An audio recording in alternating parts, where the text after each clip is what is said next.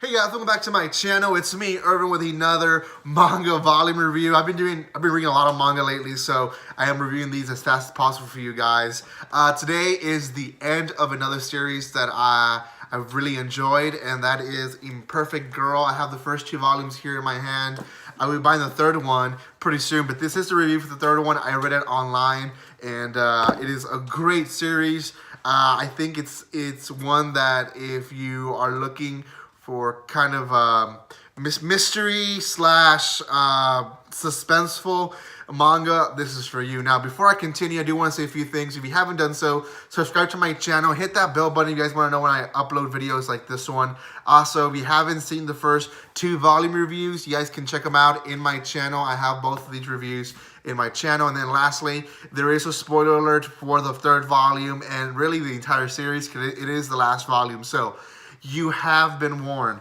The series itself follows a guy, and we don't really get much names, but it's this guy. He is in his college years. We follow his story, and he's narrating the entire thing. And this is like a 10-year past to him. So it's 10 years from where he is now. So he's in his college years in the past. He's 30 years in the present. So anyways, he's remembering a time that he was kidnapped by this girl, and he already called her by U, the letter U. So anyways, he's kidnapped in the room, and the first two volumes kind of follow that story. Now, in this third volume, it kind of ends with him being told that he smells bad. So he goes and takes a shower. The girl goes in. It's kind of weird for a while, and he's just kind of doesn't know what to think about it. Like, why is she like this? Why does she follow rules the way she does? So he was planning to escape, but when she showers with him, she notices that she is filled with bruises and scars,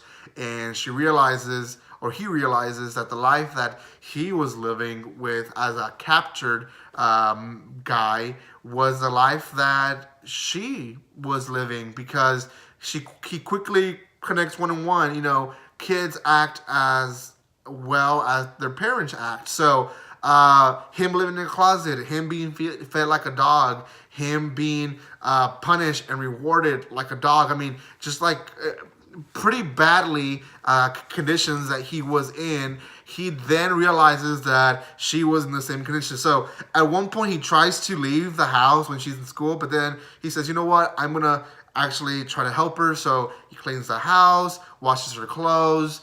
He goes upstairs finally for the first time and looks into her room first and finds this notebook. In the notebook, there's just a list of rules, and he notices that all these rules she had been following word by word. So how to greet people, make sure no one knows who she really is, make sure you turn off your video game, make sure you care for your friends. Now, these rules are pretty interesting because the way they were placed in order shows her reaction in the first volume. When he first met her, one of her friends was ran over, and he says, you know, in the first volume, he says she calmly turned off her device, put it in her backpack, and then she reacted. So, you know, she was following the rules on this notebook letter by letter, and she was giving her life to that notebook. So he notices like how robotic her life was because she didn't know better, and he goes into the second room and realizes there's this horrible smell, and it is her parents. They're actually dead.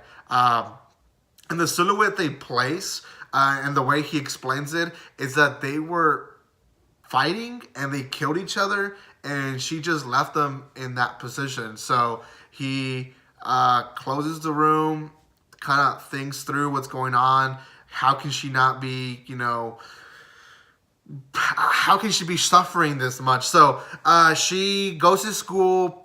Teachers are asking questions.